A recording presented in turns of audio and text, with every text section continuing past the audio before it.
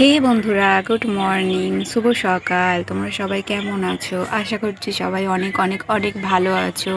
আমিও অনেক ভালো আছি। আর আমার ভিডিওগুলো তোমরা কে কোথা থেকে দেখো অবশ্যই আমাকে কমেন্ট করে জানাবে। আর কেমন লাগে সেটাও অবশ্যই আমাকে জানাবে। আমি তো ইউটিউবে নতুন ভিডিও করছি, জানি না ভিডিওগুলো কেমন হচ্ছে। তোমরা আমাকে জানাবে আর সবাই আমার পাশে থাকবে, আমাকে সাপোর্ট করবে। আর ঘড়িতে তো এখন 9:30 বাজে, কিন্তু এখনও সূর্য মামার দেখা নেই। মেঘলা মেঘলা ওয়েদার হয়ে আছে আর খুব কুয়াশাও পড়েছে। সকালবেলা হালকা হালকা এক দু ফোঁটা বৃষ্টিও হচ্ছিল। তোমাদেরকে দেখাচ্ছি, দাঁড়াও, তোমরা না দেখলে বুঝতে পারবে না যে আকাশের ওয়েদারটা কেমন হয়ে আছে।